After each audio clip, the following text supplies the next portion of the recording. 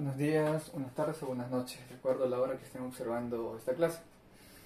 Según lo programado para el día de hoy, para primero de secundaria, vamos a ver la parte cultural del pueblo de Mesopotamia. La clase pasada, recuerden, hablamos acerca de características generales, dónde se ubicaba Mesopotamia, los procesos históricos, las etapas que tuvo la cultura mesopotámica.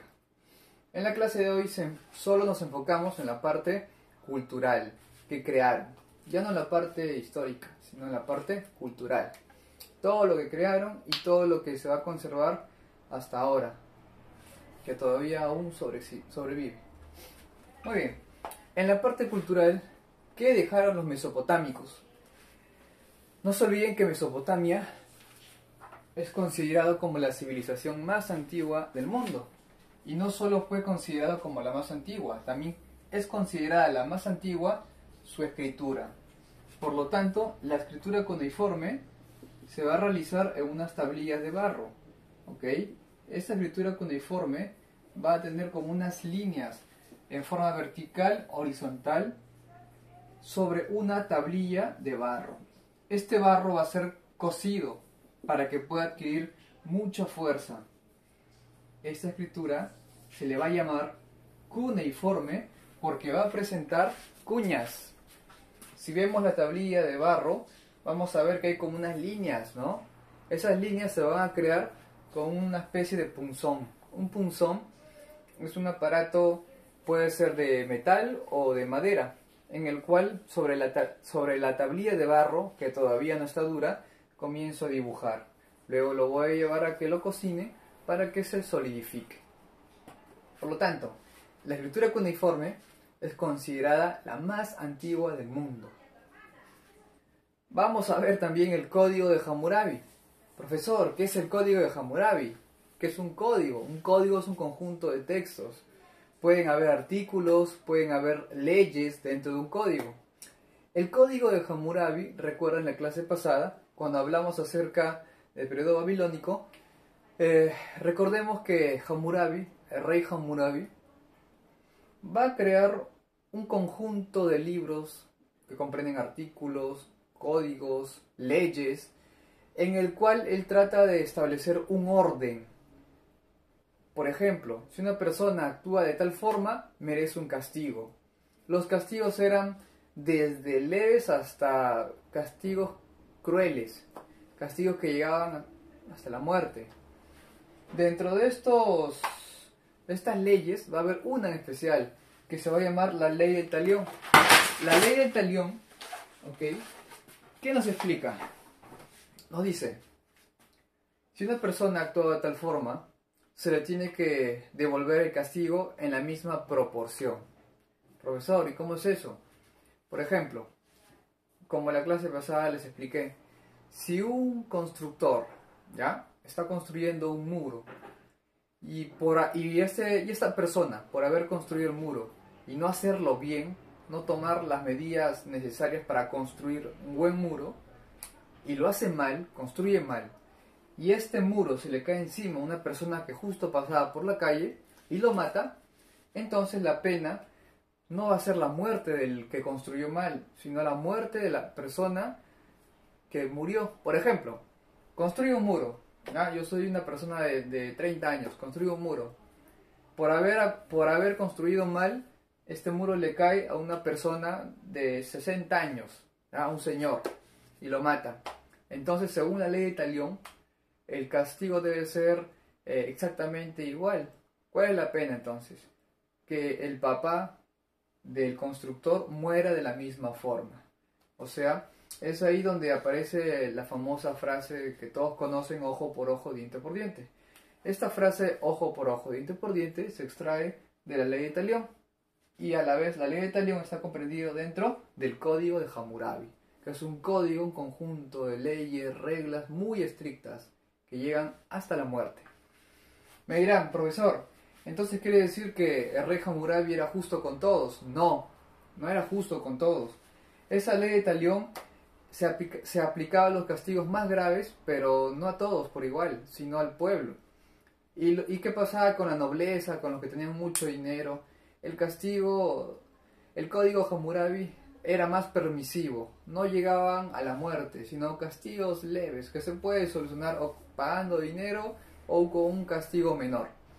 Pero para el pueblo, si ellos cometían si faltaban, por ejemplo, a la ley o cometían algún delito, si cometían un delito, el pueblo sí pagaba las consecuencias y se le podía aplicar la pena máxima. Por lo tanto, el código de Hammurabi no fue igual, no fue justo, no era para todos si cometías un crimen por igual. ¿Okay? El pueblo y la nobleza era totalmente distinto. En el código Hammurabi había una distinción, los castigos iban de acuerdo a tu sector social. Así que los más perjudicados eran las personas del pueblo. Como tercer punto, vamos a ver la literatura. La literatura mesopotámica. Tiene dos libros que hablan acerca, uno del origen y otro del famoso diluvio. Por lo tanto, en el poema de Gilgamesh, donde se explica el famoso diluvio universal, es la versión más antigua del diluvio, mucho más antigua que la versión hebrea del diluvio, donde aparece Noé, donde prácticamente para que se puedan salvar tuvo que ser un macho, hembra de cada especie, y las familias y el pueblo que no estaba con Dios, no seguía sus enseñanzas, al final murió. Solo se salvó unas cuantas personas. Ya, ese diluvio de Noé es casi igual que el poema de Gilgamesh, que habla acerca del diluvio universal, pero hay una diferencia. El poema de Gilgamesh es mucho más antiguo que el famoso diluvio de Noé. Puede ser una copia, puede ser inspiración una de otra, pero de eso trata el poema de Gilgamesh. Y en el poema de la creación explica cómo aparecen los seres en el mundo, el hombre, los animales, parecido a lo que nos explica en el Génesis de la Biblia y todos los católicos que profesan. En lo que respecta al arte tenemos la arquitectura. En lo que más resalta es la arquitectura y escultura. En la arquitectura, los mesopotámicos van a utilizar grandes bloques de roca. ¿Ok? Van a utilizar ladrillo. La roca va a servir como base. El ladrillo va a ser utilizado para construir las paredes. La arquitectura se da de dos tipos. Hay dos tipos de arquitectura que es costumbre en Mesopotamia. Es la arquitectura para crear palacios y para crear templos. Los palacios, recuerden, tienen un fin para que los nobles, el rey, vivan en ese lugar. Mientras que los templos tienen fines rituales, nada más, solo fines rituales. En el caso de la arquitectura para templos, van a resaltar los mosaicos. ¿Cómo es eso, profesor? Los mosaicos es una técnica por la cual sobre la pared voy a hacer pequeñas imágenes en forma de cuadraditos de una figura. En este caso podría ser una escena de casa, la figura de un rey, de un dios, en mosaicos. Esa es la técnica del mosaico. Pequeños cuadraditos que van a formar una figura. Y la técnica del alto relieve. ¿Qué es el alto relieve? Es sobre la roca o sobre el barro dibujar. Cuando tú pasas la mano sobre el barro o la roca, sientes como protuberancias. Es un dibujo sobre una superficie que resalta. Pero cuando se dice que es bajo relieve, es todo lo contrario. El bajo relieve es cuando tú esculpes o dibujas en una pared, pero cuando tú pasas la mano no sientes protuberancias, sino que el dibujo es dentro de la superficie. Es un dibujo, pero para adentro. Es como hacer en los huequitos el dibujo. Mientras que el alto relieve es al revés. Vas a hacer el dibujo, pero va a sobresalir. Esa es la diferencia. La arquitectura más conocida de los mesopotámicos es el famoso templo, los zigurats. Los zigurats son las construcciones más grandes que tuvieron los mesopotámicos. ¿Cómo es un zigurat? Tiene una base piramidal y conforme va subiendo tiene forma medio escalonada. Es como si fuera una especie de escalera y en la parte central o en la parte de los costados también hay escaleras. Pueden haber 2 o 3 escaleras muy altas. Y cada escalera tenía el nombre de un astro, ¿ya? Tenía el nombre de un astro. Imagínense cuántas escaleras había. Y en la parte más alta del Sigurat se encontraba el templo. En el templo se realizaban los rituales, se llevaban comida, animales, sacrificios, frutas, verduras, a más no poder. ¿Okay? En la parte más alta. Por lo tanto, el Sigurat tenía forma o base piramidal y tenía una forma de escaleras. O sea, era una forma escalonada. Era una pirámide escalonada, pero sin punta. Porque acababa en forma rectangular. Una especie de pirámide sin punta. Y con muchas más escaleras. Dentro del Sigurat más conocido está el Sigurat de Borsippa. Ahora, dejamos los Sigurats y vamos a ver los palacios. En los palacios van a vivir los nobles, incluido el rey. Los palacios más conocidos están el palacio de Khorshavad y el palacio de Sennacherib. En estos palacios hay algo bien típico, bien común. Le van a decir, profesor, ¿qué había en ese palacio? Seguro habían joyas, pinturas, de todo, sí. Pero hay algo más resaltante. Hay dos cosas muy resaltantes en los palacios mesopotámicos. Uno, en las paredes se va a encontrar, ¿ya? Claro, la técnica del mosaico, pero se van a ver también ciertas escenas de caza, de lucha. Se van a ver también figuras de reyes. Pero en la puerta, en la parte externa del palacio, la puerta, van a ver dos esculturas, ¿okay? Que lo vamos a ver más adelante. Esculturas que van a representar a faraones con forma de animales. Ahora vamos a la escultura. ¿Qué es la escultura? Es el trabajo sobre un material. Puede ser piedra, puede ser barro, puede ser madera. En la escultura mesopotámica se caracterizaba porque siempre representaba animales y seres humanos a la vez. Combinaba animal más ser humano. En el caso de los toros alados, que son los guardianes de los palacios, los toros alados representan el poderío del rey, por eso se le dibuja, se le esculpe la cabeza a un rey y luego se le pone el cuerpo de un toro. Cuerpo de toro con alas y la cabeza de un rey mesopotámico. O sea, un personaje con mucho poder y mucha influencia. Eso representaba a los toros alados. También vamos a ver en las esculturas que van a crear escenas de caza. Por ejemplo, escenas de caza de animales o animales luchando con seres humanos. Algo así como tipo Roma, pero en esculturas. Escenas de caza y escenas de lucha. Seres humanos y con animales y seres humanos. Pasamos a la ciencia. La ciencia, la cultura mesopotámica va a aportar mucho. Van a ser los primeros que van a, con su conocimiento, con lo que han descubierto, van a influenciar a otras culturas del cercano oriente y van a llegar más adelante también hasta África. En lo que es ciencia, los mesopotámicos van a desarrollar la astronomía. Profesor, ¿pero qué abarca la astronomía? Por ejemplo, los mesopotámicos se van a dar cuenta que para poder organizar mejor deben dividir el año en ciertas cantidades o clasificaciones para poder calcularlo. Es por eso que para medir el tiempo, los mesopotámicos van a crear la noción de año y lo van a comprender en 360 días. Van a crear los meses, 12 meses, que equivale a un año. Van a crear la idea de semanas, días, horas, minutos y segundos.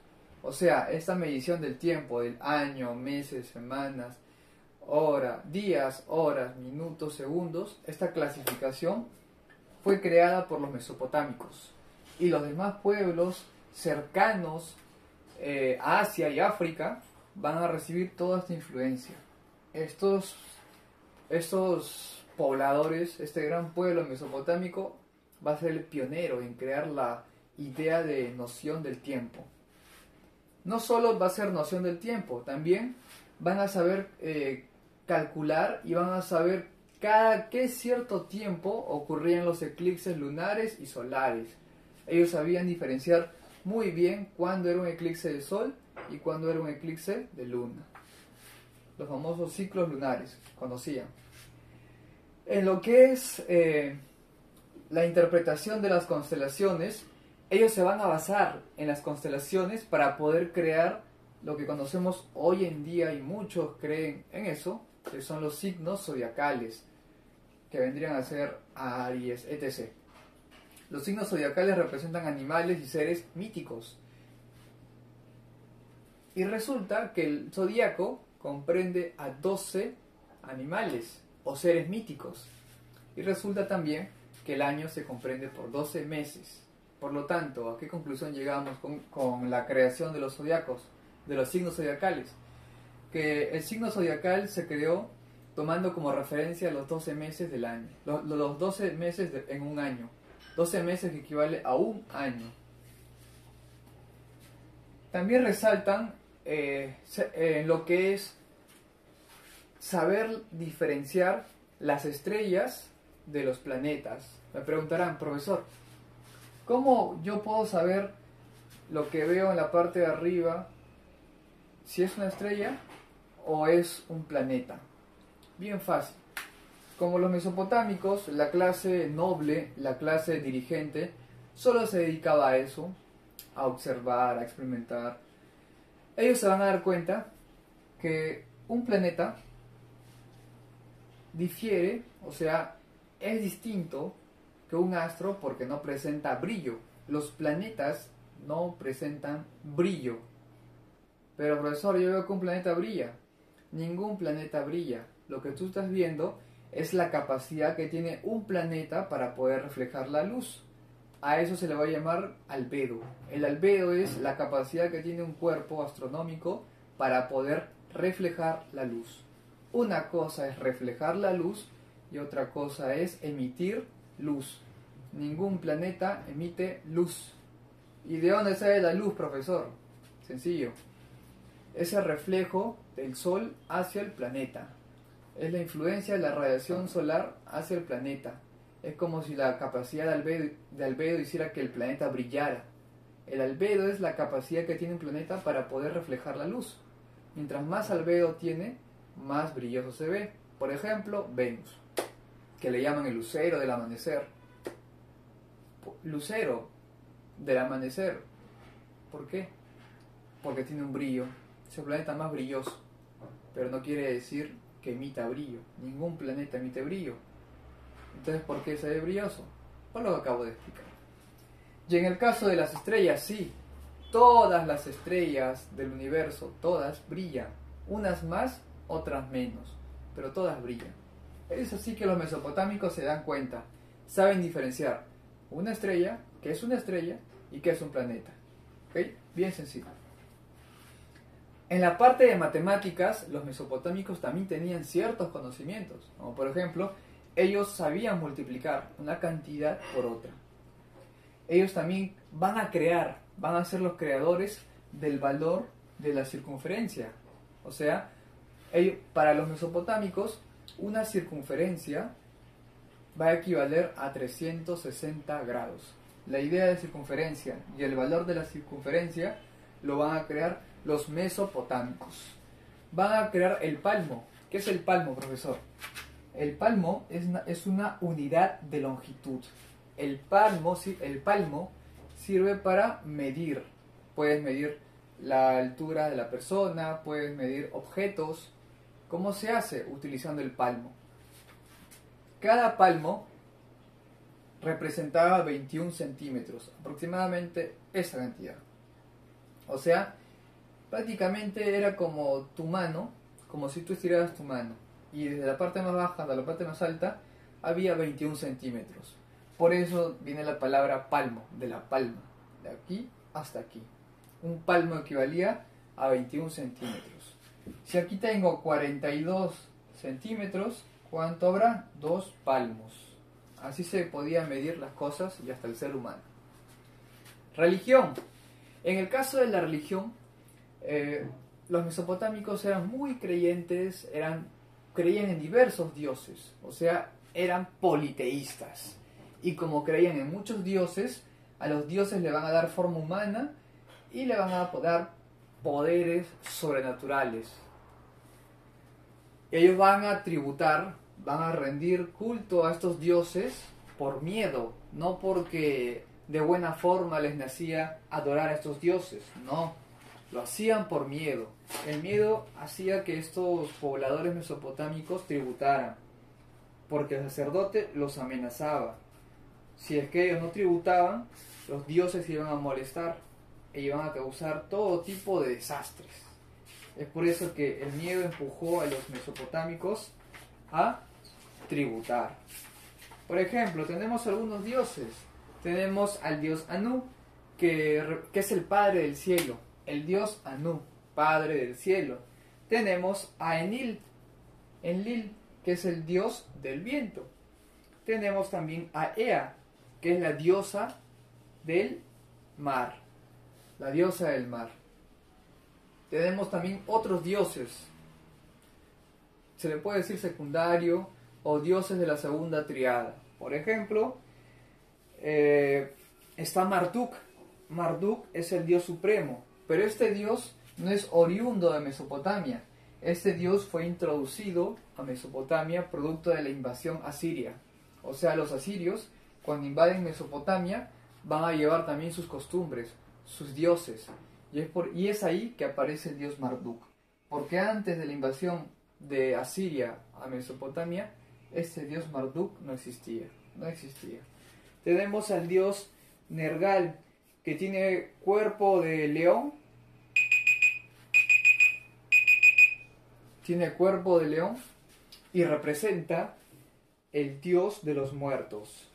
Lo que vendría a ser, si comparamos a Nergal con el dios de la muerte, en Egipto sería Anubis. En la versión mesopotámica, Nergal es el dios de los muertos, con forma de este animal, del león. Pero ahí no quedaba. Tenían dioses, tenían grandes construcciones, tenían propia escritura, tenían su literatura, sabían de matemática, pero también tienen unas costumbres medio extrañas en lo que respecta a religión, a creencias, a superstición. Los sacerdotes mesopotámicos practicaban magia, hechicería, interpretación de sueño.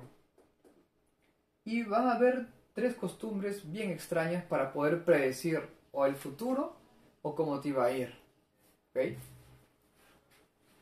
Está la astromancia. La astromancia es el arte por el cual la persona, mirando los astros, puede predecir tu futuro.